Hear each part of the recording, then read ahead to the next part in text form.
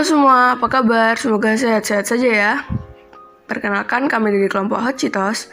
Saya Andrea. Saya Eva. Saya Etna.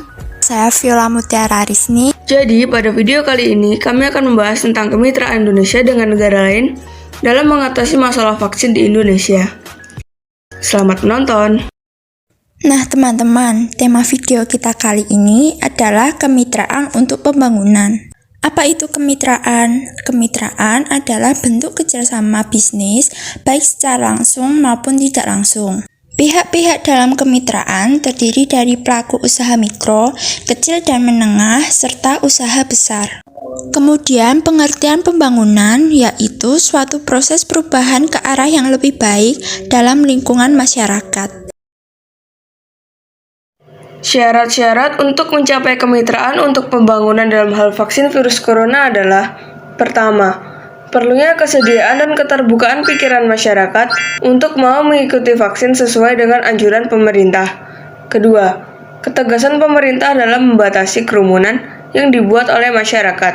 Ketiga, berpergian seperlunya saja dan tetap mentaati protokol kesehatan. Kegiatan tingkat nasional dalam mewujudkan kemitraan untuk pembangunan, contohnya Indonesia dan negara ASEAN yang bekerja sama menangani COVID-19.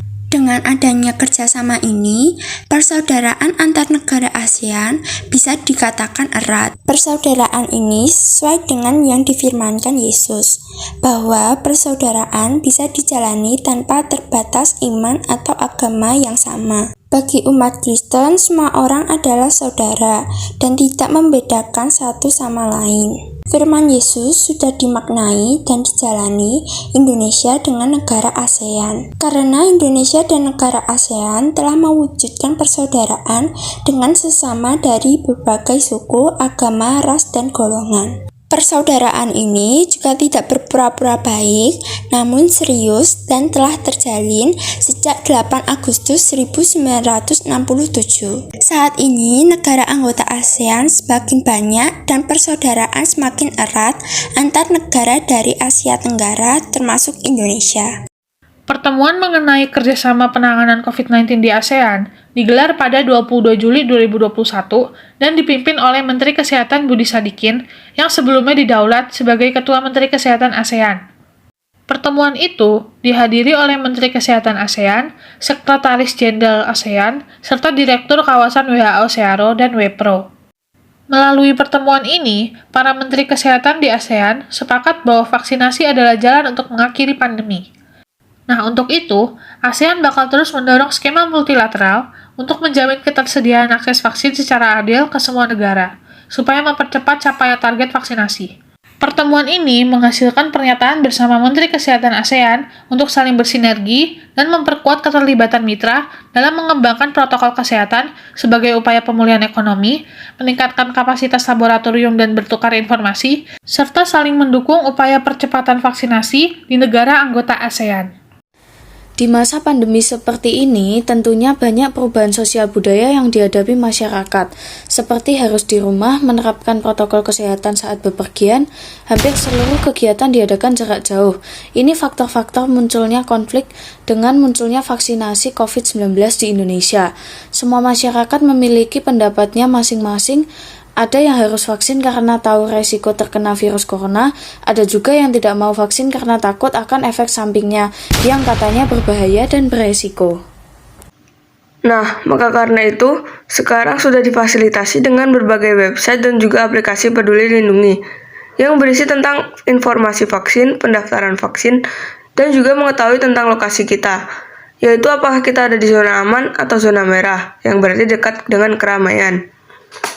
Website sangat berguna untuk berbagai hal, seperti mengetahui lokasi terdekat untuk vaksin, efek samping setelah vaksin, dan informasi vaksin lainnya. Kendala yang sering dihadapi saat vaksin adalah tertutupnya pikiran masyarakat tentang vaksin. Masyarakat sering menganggap bahwa vaksin memiliki efek samping yang berisiko dan berbahaya, padahal efek samping hanya bersifat sementara. Setelah itu ada juga sebagian masyarakat yang tidak menerapkan protokol kesehatan sesudah divaksin, karena mereka menganggap bahwa mereka sudah tidak akan terkena virus corona. Tentunya hal ini merupakan kendala bagi sesama. Maka karena itu, sangat penting bagi pemerintah untuk memberikan wawasan pada warga negara Indonesia tentang informasi-informasi dan hal yang harus dilakukan mengenai vaksin. Kita sebagai warga negara sebaiknya dapat memahami dan mematuhi anjuran pemerintah agar COVID-19 cepat berakhir. Solusi untuk menghadapi kendala yang ada adalah kita bisa melakukan kegiatan seperti pekerjaan dan pelajaran secara virtual atau live streaming melalui website yang disediakan. Kita sebagai warga negara wajib melakukan vaksin sebanyak 2 kali, agar kita bisa mengurangi risiko terkena virus corona. Kita sebagai manusia harus bisa saling menghargai dan mengingatkan jika ada yang salah ataupun tindakan yang tidak sengaja. Dengan begitu maka kita akan hidup tentram dan nyaman. Sebagai generasi muda, kita dapat berperan aktif dalam mewujudkan kemitraan untuk pembangunan. Dimulai dari mengikuti organisasi seperti OSIS, membangun persaudaraan dengan sesama manusia, menghormati orang lain, dan membantu pembangunan bangsa kita supaya mencintai kebudayaan negeri. Selanjutnya, generasi muda harus memiliki wawasan yang luas. Salah satu caranya dengan mengikuti pertukaran pelajar dari negara-negara ASEAN, seperti ke Singapura. Negara ASEAN perlu meningkatkan kerjasamanya untuk memperkuat daya saing kawasan dengan cara meningkatkan kualitas sumber daya manusia dan kualitas lingkungan hidup. Nah, kita sebagai generasi muda dapat mewujudkan hal itu dengan adanya pertukaran pelajar antar negara ASEAN dan juga untuk mendapatkan pendidikan yang lebih tinggi. Salah satu cara untuk mengetahui informasi tentang pertukaran pelajar adalah dengan memanfaatkan teknologi yang ada. Kini sudah disediakan berbagai website yang diberikan informasi mengenai banyak hal, termasuk tentang pertukaran pelajar antar negara ASEAN dan beasiswa. Negara Indonesia dan ASEAN menjalin persaudaraan dalam bentuk kerjasama untuk menangani COVID-19. Setelah diadakan pertemuan, telah diputuskan bahwa vaksin merupakan jalan untuk mengakhiri pandemi. Tentunya, hal ini menggiring opini masyarakat Indonesia. Banyak yang mematuhi vaksin karena tahu resiko terkena virus corona, ada juga yang tidak mau vaksin karena takut akan efek sampingnya. Karena itu, dibutuhkan kemitraan untuk pembangunan. Syarat mencapai kemitraan untuk pembangunan, salah satunya adalah kesediaan masyarakat untuk mengikuti vaksin dan tetap menaati protokol kesehatan.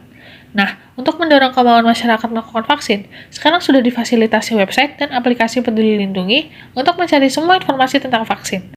Kemudian, solusi terbaiknya adalah kita sebagai warga negara harus dapat memahami dan mematuhi anjuran dari pemerintah agar pandemi virus corona cepat berakhir.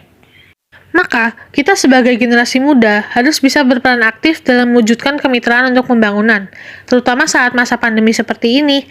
Cara mewujudkan kemitraan untuk pembangunan adalah dengan mematuhi anjuran dari pemerintah, seperti vaksin 2 kali dan tetap menaati protokol kesehatan. Ayo teman-teman, vaksin dari sekarang. Jangan lupa tetap menaati protokol kesehatan ya. Mari bersama-sama kita akhiri masa pandemi. Nah, kita sudah sampai di akhir video. Jangan lupa untuk like, share, dan subscribe ya teman-teman, supaya kami lebih semangat untuk menghasilkan video lainnya. Thanks for watching.